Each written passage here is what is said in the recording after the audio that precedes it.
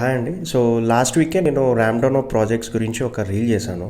Okay. So అందులో మనము మాట్లాడుకున్న విధంగానే లే ఆఫ్స్ జరుగుతున్నాయి యూజువల్లీ.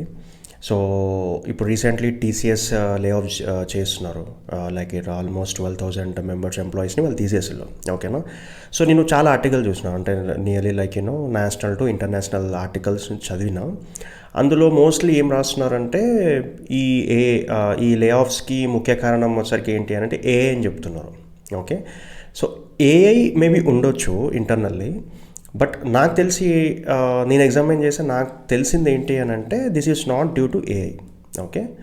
సో యూజువల్లీ ఆ 12,000 మెంబర్స్ని ఎవరు తీసేస్తున్నారు, ఏంటి వాళ్ళ ప్రొఫైల్స్ ఏంటి అని అంటే వాళ్ళు వచ్చరికి ఏంటంటే mid level to senior level employees అనమాట వాళ్ళు.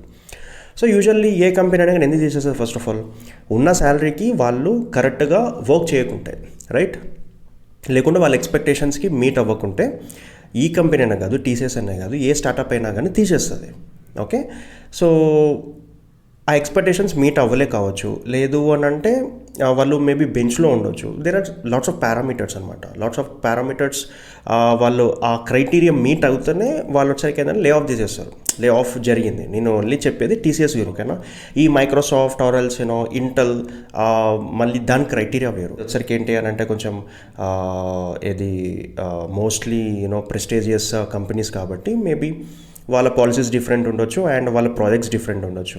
Okay. But I'm talking about TCS కాబట్టి, విత్ రెస్పెక్ట్ టు టీసీఎస్ కాబట్టి అదే కాంటెక్స్లో మనం మాట్లాడదాం. And coming to lay off news, it's a false allegations that AI వల్ల జరిగిందన్నది. ఓకేనా. సో ఎవరేం కంగారు పడద్దు. అండ్ సెకండ్ థింగ్, అలా అని రిలాక్స్గా ఉండొద్దు.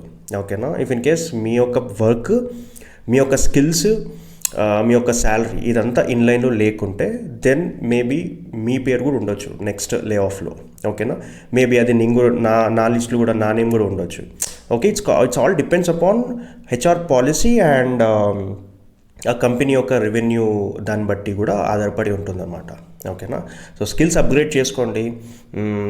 నేను చాలా వీడియోస్లో చెప్తా వస్తున్నా ఏంటి అని అంటే ఏఐ రిలేటెడ్ ఏదైతే ఉంటుందో మీ యొక్క టెక్నాలజీలో ఆ యొక్క వేలో మీరు వెళ్ళండి. ఓకేనా. ఆ యొక్క నావిగేట్లో మీరు వెళ్ళండి. అది అక్కడ మీరు దాంట్లో అప్గ్రేడ్ అవ్వండి. ఓకేనా. So that's all I can say. All right. Yeah, bye.